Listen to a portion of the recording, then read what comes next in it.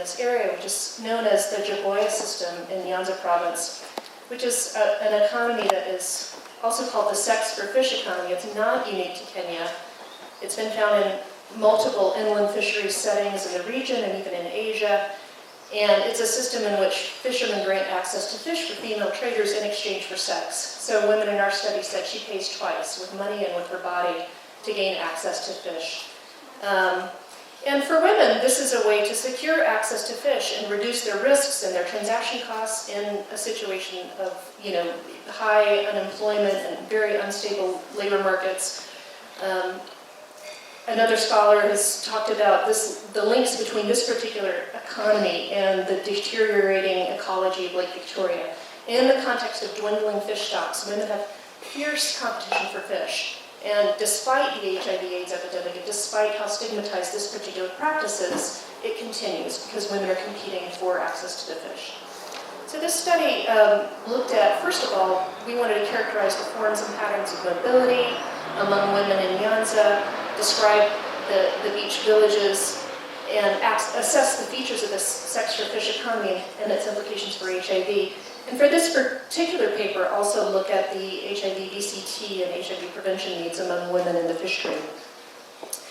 We found that independent female migrants, that is women migrating without husbands, might be more likely to participate in this sex for fish economy than other women. Because if you're married to a fisherman, you have access to fish. If your uncle, if your brother is a fisherman, you have access to fish. It's the women who are widowed, who might be experiencing gender-based violence, or some way forced to migrate, who come to the beaches to start a new life. And to gain a foothold in that business, have to engage in Jiboya system in order to access fish. We also found that the circumstances that drove women's migration in the first place, for example, widowhood, gender-based violence, other kinds of household shocks that would make a household fall from just poverty level to destitution level poverty, those things that drive women to migrate may have also predisposed them to be HIV positive before they even left. So they're at high risk of HIV infection once they arrive, but they may also be at high risk of transmitting HIV. They may already be HIV positive. Female fish traders are very highly mobile. We always think about the men who follow the fish. Well, the women are following the men who follow the fish. They may have multiple Jiboya relationships and multiple beaches. They may maintain a rural household near a market area and have two main residences between which they circulate. They may have multiple main partnerships in different places. They're, in other words, a potentially very important population for the epidemic and for reaching with services that's not been reached at all. The female fish traders who've never received counseling and testing, or maybe were tested 10 years ago, a long time ago, the last time they gave birth, were more likely to be older, widowed, or currently married women. They're at high risk of HIV acquisition and transmission via their participation in the sex for fish economy or their husband's extramarital relationships, but they're not yet being reached by services. So we conclude that accelerated access to HIV prevention, including VCT, with linkages to cure and treatment, are urgently needed for this population, the men and the women. And we also propose that gender dialogue and microeconomic interventions might be needed to help these communities reduce their dependence on the Jiboya economy. Acknowledging co-investigators, research assistants, our funders, and the participants. Thank you.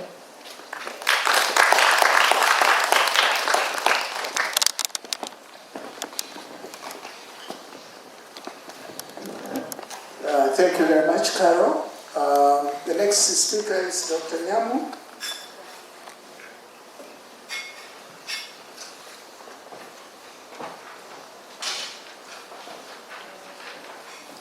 Dr. Nyamu is a technical advisor, HIV at Jepaigo, Kenya.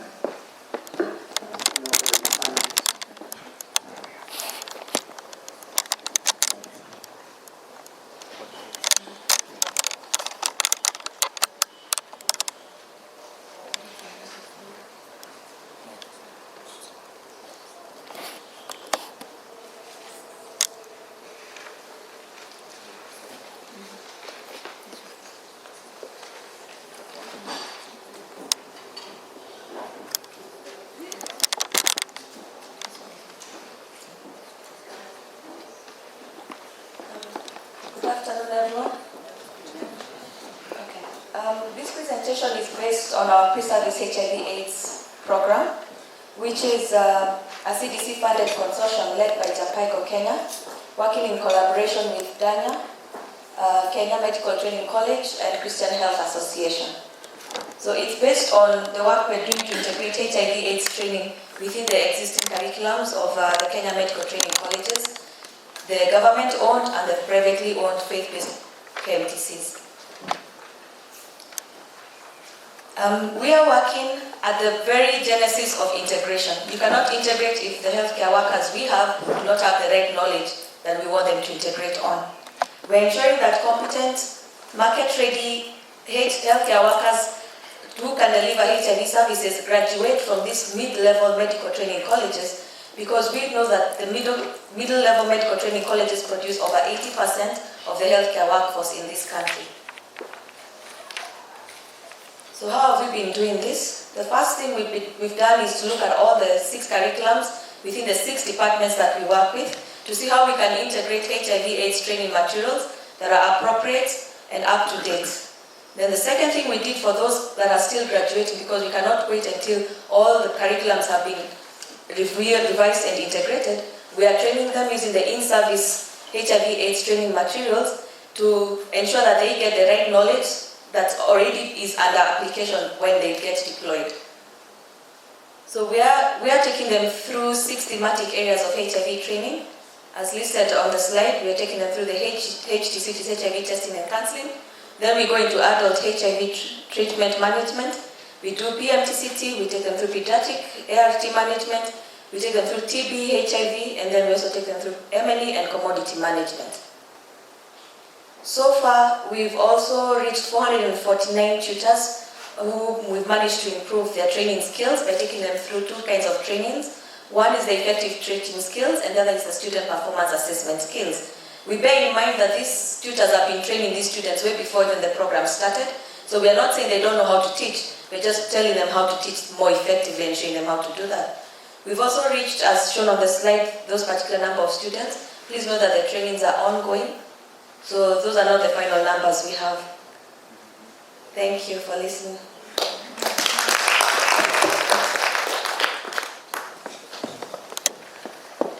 I apologize, Dr. Nyamu, but we have to move on, and thank you for that brief presentation. Our next speaker.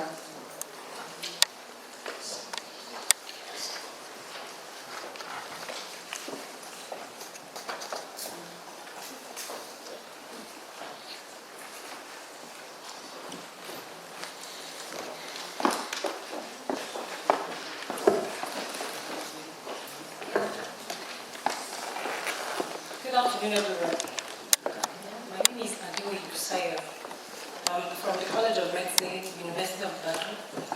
I want to recognize the friends of my co-researcher, Ademola, Adewuyi, from the same institution. I'm here to present a research finding that is actually a question that does men participation necessary in the prevention of mother-to-child HIV transmission care? The married men in Osogbo, Osho State gave answer to this question in this research work. Because of my time, I want to go straight to the methodology. The study design. The research work was purely a descriptive qualitative study that employed the use of focus group discussion, and the study population were married men that were between the ages of 20 years and above, and the inclusion criteria for these married men were that they must be married or they must have a partner, a female partner that is between the ages of 18 to 45 years. The partner might have received PMC service in the past or might have not received the service. And they must be residing within the catchment area of Adelekan University Teaching Hospital in Osogbo, Osho State. Reason why we said that these people must be residing within the catchment area of Adelekan University was because the institution, the teaching hospital, is the major the major facility where they can access PMTCT service. The study sample, a total number of 80 participants were used for the study. And the study site has 2 local governments. Osogbo has 2 local governments, and 5 FGD were conducted in each local government, and each group of FGD consists of 80 participants to make the total number of 80 FGD that were conducted. The data collection and analysis. The data was collected between March to May in 2011, and then the discussion were conducted using FGD guide that contained open-ended questions. The discussions were recorded on audio tape with full consent from the research participants. The collected data were analyzed manually using content analysis technique. The demographic data was analyzed using SPSS. The findings of the socio-demographic characteristics of the respondent were that the mean age of the respondent was 33.9 with standard deviation of 5.9. Many of the respondents were within the ages of 28 to 35, and 12.8% of them had higher national diploma or first degree. Many of the participants were Muslim, and 98.8% of them were Yoruba, and the majority of respondents were married, and 3.2% of them had no children at all. The participants' awareness on PMTCT service. Many of the participants were actually aware that PMTCT service exists, but participants were of the opinion that the couple should be tested together, they should not be tested in isolation. Because in my country, for example, people see ANC service, maternal health issues to be women's responsibility. Women, they go to the hospital alone and they will be tested, but the husband at home will not be tested, and this could be risky for the health of the unborn child. The source of information for this participants were radio, television, newspaper, as well as health worker. Male involvement in PMTCT. We find out that the majority of the participants had never accompanied their wife for ANC service. And the reason they stated were that the kind of work they do doesn't give time for that, and people may see them that they are woman rapper, that they follow their wife's directive. Many of the participants agree that it is necessary and important for them to be involved in PMTCT service, because they think that if they accompany their wife for such service, their knowledge will be increased on ANC activities, and this should show that they actually love their wife, and the woman will be happy, and also the woman will be encouraged and feel, and the stress and discomfort of pregnancy will be reduced when the husband such love, and it will help them to know their HIV status. So the barrier that we identified during this study was that among the participants, they think the social norms was a factor that is preventing them from getting involved in PMTCT service. That has to do with the culture, because our culture doesn't really permit such. The lack of PMTCT knowledge, they do not have the knowledge of PMTCT service. So, and if you don't have knowledge of something, there's no way you will actually value it. And most importantly, fear of HIV positive, that if you are tested, if the result is positive, they will see it as death certificate. The lack of finance was also identified. Then discussion, because of my time, maybe I should just go to, okay. Many of the participants were in support of getting involved in PMTCT service, and thought this involvement was actually appropriate, but yet, putting this supportive attitude into practice remained difficult for many. And let me just go straight to the recommendation. In this research, we recommend that community sensitization program, which involve health education, aimed at breaking cultural barrier, which has been identified as a major factor that is preventing men from getting involved in PMTCT service, should be instituted by government and non-governmental organization. Thank you.